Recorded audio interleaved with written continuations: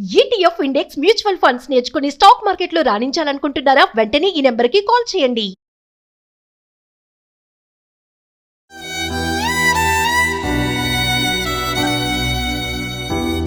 గంత ఘోరంగా కోరుతారా మేడం? నా పాప ఏం చేసింది? నన్ను చంపేది ఉండే మేడం. ఏమన్నా ఉంటే చిడతల్లి ఎంత బాధపడి ఉంటుంది మేడం. ఇట్లా నొసలంతా ఎత్తుకొచ్చింది, గోడ కొట్టిరో ఏం చేసిరో మరి.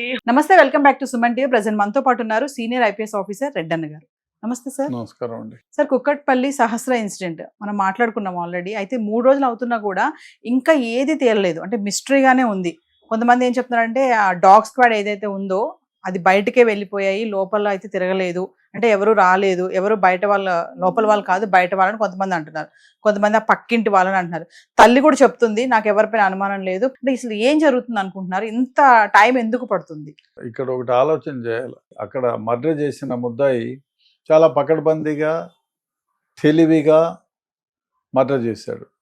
దానికి కారణాలు అనేకం ఉండొచ్చు, చెప్పలేం. ఎందుకంటే ముద్దాయి దొరికి కారణం ఇది అని చెప్తే ఊహించుకోవచ్చు. ఒక్కొక్క సందర్భంలో ప్రతి చిన్న విషయానికి కూడా మర్డర్ జరిగిన సందర్భాలు చాలా ఉన్నాయి.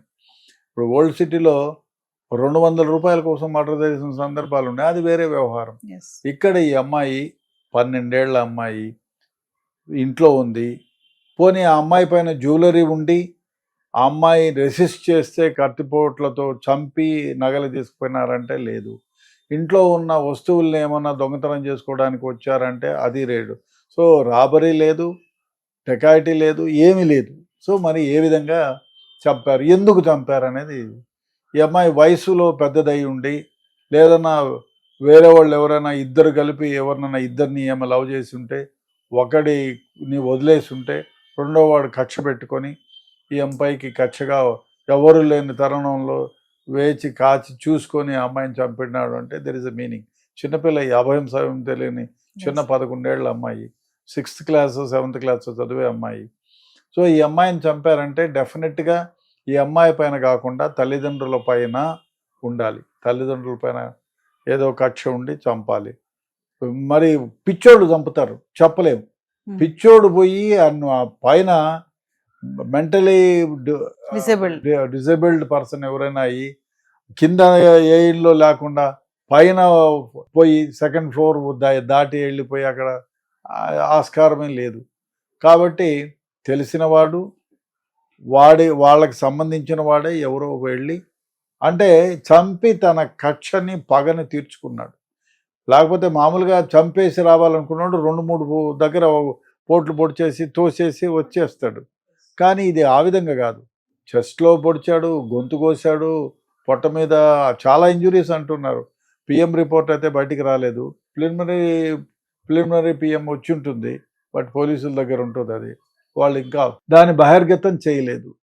ఈ విషయానికి వస్తే ఇప్పుడు వాళ్ళకి తెలిసే దాని ప్రకారం కత్తిపోట్లు ఎక్కడి నుంచి వచ్చాయి, షార్ప్ ఎడ్జ్డ్ నైఫ్ అని చెప్తున్నారు, షార్ప్ ఎడ్జ్డ్ వెపన్ అని, నైఫ్, ఆ నైఫ్తో పొడిచినాడు అని. ముఖ్యంగా అతి ముఖ్యంగా ఆ పోట్లన్నీ కూడా లోపల వరకు 3 to 4 ఇంచెస్ పోయాయని చెప్తున్నారు. 3 to 4 ఇంచెస్ అంటే డెఫినెట్గా యంగ్ ఫెలోనే కొంచెం బలంగానే పొడిచి ఉండాలి.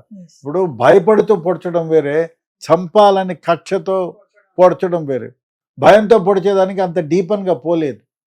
సో డీపన్గా పోయినాయి, చాలా కత్తిపోట్లు పోయినాయంటే అమ్మాయి రెసిస్ట్ చేస్తూ ఉండంగానే ఈ కత్తిపోట్లు జరిగాయంటే వాడికి ఎంతో కక్ష ఉండాలి. ఆ విధంగా ఉంటే తప్ప ఆ విధంగా చేయలేడు. సో ఏమిటి అనేది తల్లిదండ్రులతో ఎవరైనా ఎక్కడైనా ఘర్షణ పడారా అది చూడాలి, ఆలోచన చేయాలా. అయితే ఇంటి ఓనర్ కూడా చెప్తుంది కదా సార్, ఒక ఛానల్లో చూసాం మనం కూడా. ఆవిడ ఏమంటున్నారంటే ఈవెన్ డెలివరీ బాయ్ కూడా లోపలికి రాడు, అసలు లోపలికి ఎవ్వరూ రారండి, అలాంటిది అసలు ఏం అర్థం కావట్లేదు మాకు కూడా, ఎలా జరిగిందో అంత పైకి వెళ్ళి ఎలా ఈ దాడి చేశారనేది తెలియట్లేదు అని చెప్పేసి ఓనర్ కూడా చెప్పడం చూసాం సార్ మనం. అక్కడ బోర్డు పెట్టామని చెప్తున్నారు, పైకి వెళ్ళడానికి లేదు, ఎవరన్నా వచ్చినా కూడా ఇక్కడే ఇవ్వాలి, ఫోన్ చేసి పిలిపించుకోవాలని చెప్పి ఆమె చెప్తుంది. బట్ చూడాలి, ఆమె చెప్పినంత మాత్రాన పోకుండా ఉంటారా, చెప్పలేం కదా.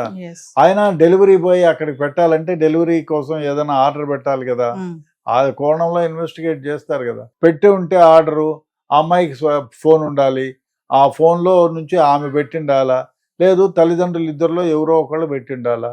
పెడితే వాళ్ళకి తెలుస్తుంది కదా ఈ ఫలానా ఆర్డర్ పెట్టామని. కానీ వాళ్ళు ఎవరు దానికి తల్లిదండ్రులు ఎవరు మేము ఆర్డర్ పెట్టాము ఇట్లా అని చెప్పి ఎప్పుడు చెప్పలేదు. కాబట్టి ఆ ప్రశ్నే ఉత్పన్నం కాదు. What about CC cameras sir? CC కెమెరాలు ఏమయ్యాయి, బ్లర్ గా వస్తున్నాయని చెప్పేసి అంటున్నారు. అంటే అంత ముందే పాడయ్యాయా, లేకపోతే ఇన్సిడెంట్ జరిగిన క్రమంలో దాన్ని ఏమైనా చేయడం జరిగిందా? వర్షాలు పడుతున్నాయి కాబట్టి దెర్ ఇస్ ఎవ్రీ ఛాన్స్ బ్లర్గా ఉండడానికి ఎవ్రీ ఛాన్స్ అయితే ఉంది, వర్షాలు పడుతున్నాయి కాబట్టి. అతి ముఖ్యంగా ఆ ఇంట్లోకి పోయేటప్పుడు కానీ వచ్చేటప్పుడు కానీ 2 అంతస్తుల మెట్లు ఎక్కేటప్పుడు కానీ ఎక్కడే కానీ ఆ ఇంట్లో ఎక్కడ సీసీ ఫుటేజెస్ కెమెరాస్ లేవు. కాబట్టి అదే గన ఉంటే డెఫినెట్గా వీళ్ళని లోపలికి ఇప్పుడు 10 మంది పోతారా? జరిగింది ఎప్పుడు 9 గంటల నుంచి 12 గంటల మధ్యలో 2 గంటలు. ఆ 2 గంటల్లో ఈజీగా ట్రేస్ చేయడానికి వీలుంది. ఎంత 10 మంది వెళ్తారా? 5-6 మంది ఫస్ట్ ఫ్లోర్లో 2 ఉంటారు, సెకండ్ ఫ్లోర్లో 3 ఉంటారు. వీళ్ళు ఆల్రెడీ వెళ్ళిపోయినారు కాబట్టి 6-7 మంది కంటే ఎక్కువ జనసంచారం ఉండదు కాబట్టి ఎవరు పోయారనేది ఈజీగా తెలిసేది. అక్కడ అది లేదు కాబట్టి కష్టమైపోతుంది. ఏది ఏమైనా డెఫినెట్గా ఇవాళ కాకపోయినా కొద్ది రోజుల్లో, వారమా 10 రోజుల 12 రోజుల చెప్పలేం, కానీ ముద్దాయిలు మాత్రం ట్రేస్ చేస్తారు అనేది నా అభిప్రాయం. మరొక విషయం సార్, మీరు ఇందాక పిచ్చోడు కూడా వెళ్ళొచ్చు అని చెప్తున్నారు. నిజంగా మనం చాలా మంది బయట చూస్తూ ఉంటాము, భయంకరంగా ఉంటారు కొంతమంది, భయం వేస్తుంది వాళ్ళని చూస్తే కూడా. అలాంటి వెళ్ళే ఛాన్సెస్ ఉన్నాయంటారా నిజంగానే?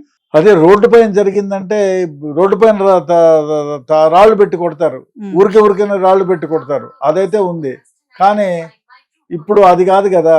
ఈ వచ్చేసి ఎక్కడో సెకండ్ ఫ్లోర్లో ఉంది. సెకండ్ ఫ్లోర్లో ఉంది కాబట్టి ఇది కష్టం.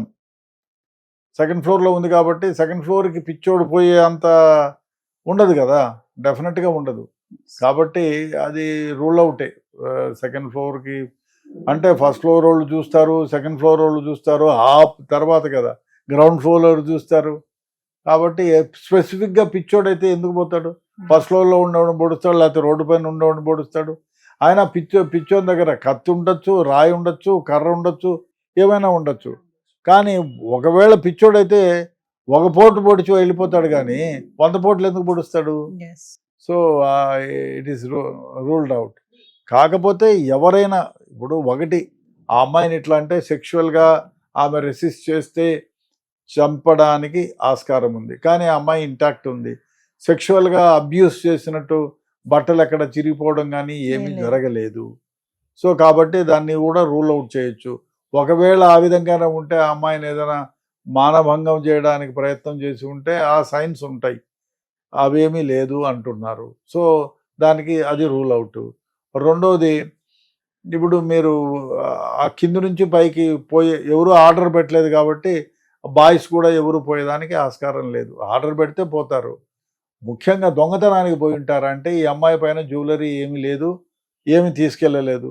పోనీ ఇంట్లో నుంచి అన్న ఏమైనా దొంగతనం చేసుకుపోయినారంటే ఇంట్లో వస్తువులు కూడా ఇంటాక్ట్ ఉన్నాయి. పోయినా అది కాకుండా పెద్ద బంగ్లా ఎక్కడ పోయిందో ఏమో నాకు తెలియదు అనడానికి కూడా లేదు, చిన్న ఇల్లు, ఒకే రూము. సో కాబట్టి ఆ దొంగతనం కూడా ఏమి జరగలేదు.